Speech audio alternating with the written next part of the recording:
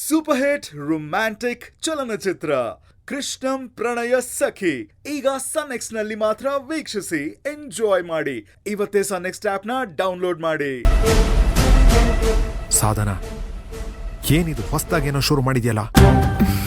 ರೀ, ಕೊಲ್ಲೋದು ಅಂದ್ರೆ ಕುದ್ಕೆ ಹಿಸ್ಕೋದು, ಚಾಕು ತಗೊಂಡು ಚುಚ್ಚೋದಲ್ಲ ರೀ. ಮನ್ಸಲ್ಲಿ ದಿನ ಹಿಡಿ ಶಾಪ ಹಾಕೋದಿದ್ಯಲ್ಲ, ಅದು ಒಂಥರ ಕೊಂದ ಹಾಗೇನೆ. ಹೊರಗಡೆ ನಿಮ್ಮಮ್ಮ ಏನ್ ಹೇಳ್ತಿದ್ದಾರೆ ಗೊತ್ತಾ? ನಮ್ ಶಾಂತಿಮ್ಮ ಬದ್ಲಾಗಿ ಆ ದೇವ್ರು ಮಂತ್ರನ ಕಳ್ಸಿದಾನೆ ಈ ಮನೆಗೆ ಅಂತ. ಏನ್ರಿ ಮಾತಿದು?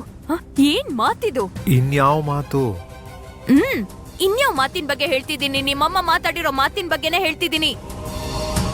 ಮನ್ಸಲ್ಲಿ ಸ್ವಲ್ಪನಾದ್ರೂ ವಿಷ ಇದ್ರೆ ಮಾತ್ರ ನಾಲ್ಗೆಯಿಂದ ಮಾತು ಹೊರಗ್ ಬರೋದು. ಸಾಧನ, ಅಮ್ಮನ ವಿಷಯ ನಿನಗೆ ಗೊತ್ತಿಲ್ವಾ? ಅವ್ರು ಮಾತಾಡೋದನ್ನ ನೀ ದೊಡ್ಡದಾಗಿ ತಗೋಬೇಡ. ಅವ್ರ ಪಾಡಿ ಅವ್ರು ಮಾತಾಡ್ತಾ ಇರ್ತಾರೆ, ನೀ ಸುಮ್ನಿದ್ಬಿಡು.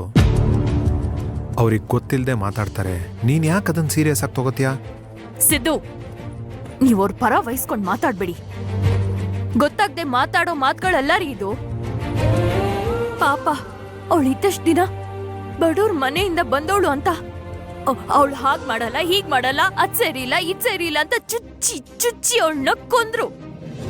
ಈಗ ನೋಡಿ, ಶಾಂತಿಮ್ಮ ಇಲ್ದೆ ಇನ್ನು 2 ದಿನನೂ ಆಗಿಲ್ಲ.